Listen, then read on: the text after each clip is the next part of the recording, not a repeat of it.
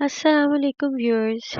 आज की हमारी जो जीडीबी है जो कि कॉग्निटिव साइकोलॉजी है 4504, वो देखते हैं कि उसका सोल्यूशन किस तरह हम लोग लिख सकते हैं। सबसे पहले चलते हैं क्वेश्चन की तरफ, जो कि है खानेमान्स कैपेसिटी मॉडल ऑफ अटेंशन, जिसमें उसने ये कहा था कि ह्यूमंस के अंदर क्या ऐसी फ्लेक्सिबिलिटी होती है कि वो अपनी अटेंशन को मैनेज कर लेते हैं मल्टीपल टास्क करने पे। ठीक है, कि कुछ टास्क ऐसे होते हैं जिसको आप पूरी अटेंशन, एक टास्क को लेके आप अटेंशन दे सकते हो, लेकिन कुछ इस तरह है कि आपके अंदर इतनी फ्लेक्सिबिलिटी होती है कि आप मल्टीपल टास्क को जो है अटेंशन दे सकते हैं एट वन टाइम। इस कंसेप्ट को देखते हुए हम उन्होंने ये पूछा है कि क्या हम एग्री करते हैं या फिर नहीं करते इस आइडिया के साथ। कौन सा आइडिया? वो ये कि जो हम वर्चुअल यूनिवर्सिटी में स्टडी कर रहे हैं, क्या वो हमारे लिए इतना चैलेंजिंग है, ठीक है, एक इंडिविजुअल के लिए, कि हम लोग किस तरह जो है अपने मल्टीपल टास्क को मैनेज करते हैं और किस तरह अपना फोकस स्टडी की तरफ जो है मेंटेन रखते हैं। मतलब कि सिंपली उन्होंने ये पूछा हुआ है कि क्या वर्चुअल यूनिवर्सिटी में आप इस चीज़ को, इस कॉन्सेप्ट को देखते हुए एग्री करते हैं कि क्या आप स्टडी पे भी फोकस कर सकते हैं और आपके इर्द गिर्द जो भी ऐसे एक्स मल्टीपल टास्क हैं आप उन पे भी फोकस कर सकते हैं। तो क्या ये है, आप इस चीज़ से एग्री करते हैं कि नहीं करते? ठीक है, तो चलते हैं सॉल्यूशन की तरफ। सबसे पहले जो है कॉग्निटिव लोड के ऊपर बात की है मैंने। अब यहाँ पे मैंने ये लिखा हुआ है कि engaging in virtual university studies often involves multitasking, कि अगर हम वर्चुअल यूनिवर्सिटी में स्टडी कर रहे हैं तो इसके अंदर एक मल्टीटास्किंग जो है करना पड़ता है हम लोगों को। ऑब्वियसली इसमें कॉग्निटिव लोड भी पड़ता है। अब वो किस तरह से है कि हम लोगों ने क्या करना होता है, हमने लेक्चर्स भी सुनने होते हैं, ठीक है, हमने जो है ऑनलाइन डिस्कशन से भी पार्टिसिपेट करना होता है, ठीक है, हमने रीडिंग भी करनी होती है, रीडिंग मटेरियल्स के ऊपर अलग फोकस करना होता है, असाइनमेंट्स के ऊपर अलग होता है, और ऑब्वियसली हमारे क्विजेज वगैरह आते हैं। तो ये एक मल्टीटास्किंग हो गया ना, कि डिफरेंट डिफरेंट चीज़ें हमने उसको अटेंशन देनी है, ठीक है, तो ये एक हमारा कॉग्निटिव लोड होता है।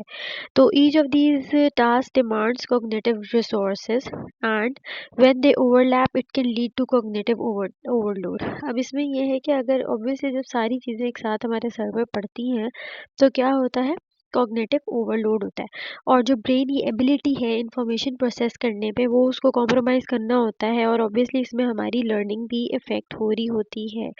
हमारी लर्निंग, हमारा मेमोरी, रिटेंशन, ये सारी चीज़ें इफ़ेक्ट हो रही होती है। तो इस तरह अगर हम बात करें कि वर्चुअल यूनिवर्सिटी में जब हम स्टडी कर रहे हैं तो ये हमारे लिए थोड़ा मुश्किल है कि हमने हर एक चीज़ पे जो है अटेंशन देना जो है हमारे लिए मुश्किल हो जाता है, मल्टीटास्क परफॉर्म करना मुश्किल हो जाता है। अच्छा, उसके बाद है सेकंड जो पॉइंट है, अगर ये 5 मार्क्स की है तो उसमें हम 2 पॉइंट्स इतने लिख सकते हैं या 3 भी लिख सकते हैं। मैंने इसमें 2 ही मेंशन किए हैं। अच्छा, और सेकंड है लिमिटेड कंट्रोल ओवर एनवायरनमेंट।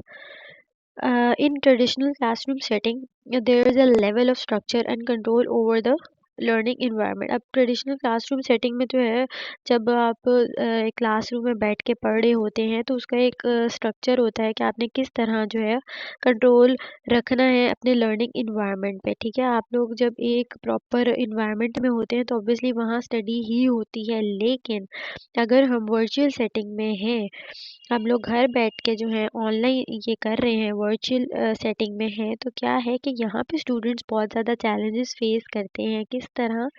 अब यहाँ पे लिखा हुआ है कि in the virtual setting students में face challenges in creating an optimal learning space. मतलब कि एक अच्छा इन्वायरमेंट जो है, मतलब कि लर्निंग इन्वायरमेंट क्रिएट करने में हमें बहुत सारी चैलेंजेस फेस करनी पड़ती हैं।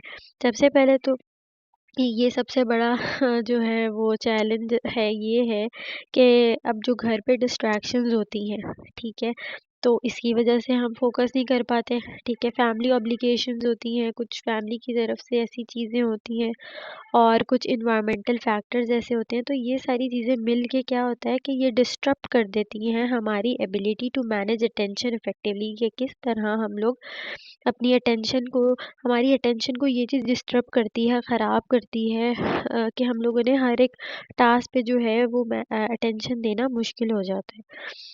तो ये जो है हमारा जीटीबी का सॉल्यूशन है।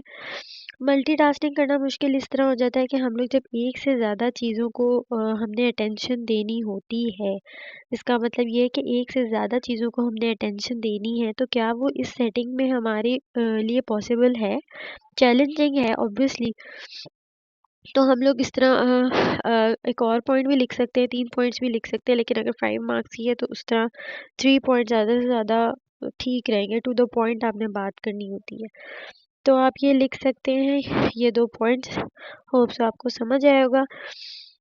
अ, और ये है कि यहाँ पे इन्होंने सबसे पहले ये पूछा हुआ है कि डू यू एग्री और डिसएग्री विद द आइडिया, तो यहाँ पे आप लोग ऊपर ये लिख सकते हैं जो भी आप लोग एग्री हैं कि नहीं है। मैंने जो यहाँ पे है 2 चीज़ें बता दी हैं जिसकी वजह से मुश्किल है, मतलब कि ये जो है फर्स्ट में तो कॉग्निटिव लोड पड़ता है सारी चीज़ों को देखना, मल्टीटास्किंग जो हम कर रहे हैं, और दूसरा अटेंशन को मतलब हर एक टास्क पे अटेंशन देना मुश्किल हो जाता है, और सेकंड में जो है ऑब्वियसली इन्वायरमेंट की वजह से जो है मुश्किल हो जाता है।